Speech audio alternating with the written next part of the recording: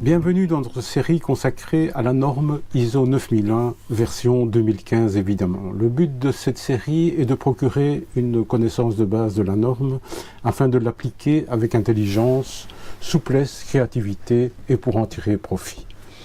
La norme ISO 9001 est dénommée Système de management de la qualité exigence. Elle comporte 31 pages, plus 10 pages d'annexes, ce qui n'est vraiment pas beaucoup pour une norme.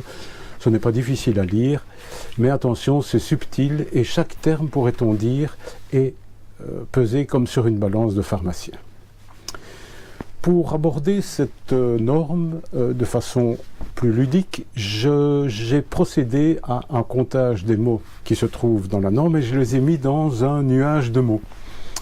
Dans un nuage de mots, les mots sont mis en vrac dans un espace, mais la taille de la police est en rapport avec la fréquence du mot dans le texte.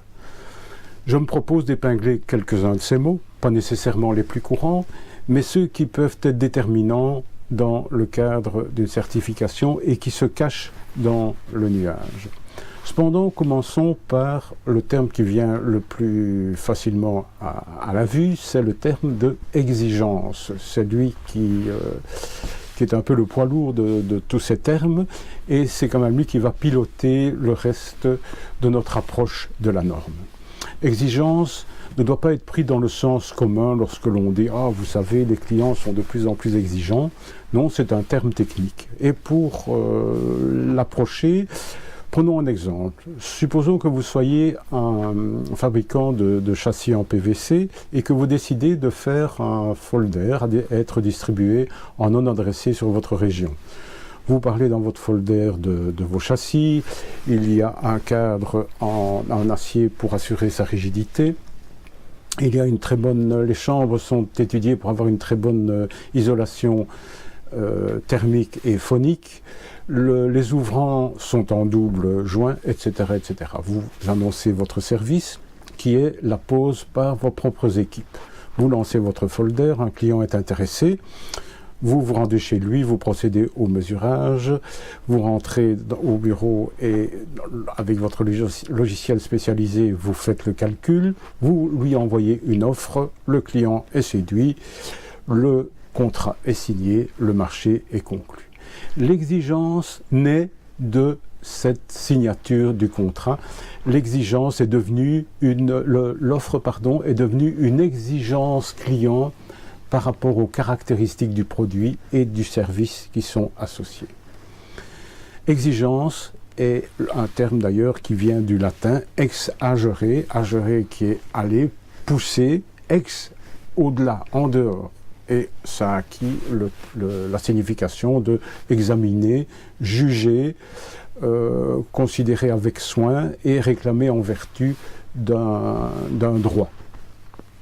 Dans la norme, on pourrait prendre on pourrait considérer 4 familles d'exigences. Les exigences légales et réglementaires applicables, dit la norme. Les exigences clients, on vient de le voir, celles qui sont issues d'un contrat qui a été signé. Les exigences du produit et du service associé en termes de performance et en termes de sécurité également, ce dont parle la norme.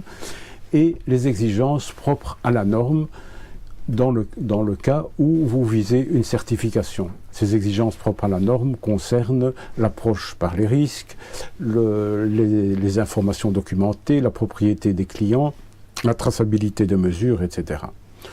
Donc, ne faisons pas grise mine par rapport à ces exigences et ces contraintes.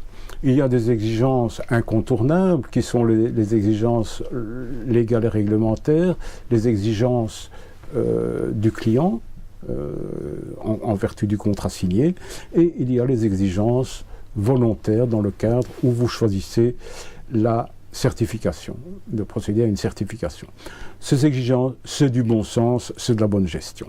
Rendez-vous dans une prochaine version de notre approche de la norme. Rendez-vous dans le nuage de mots bien sûr.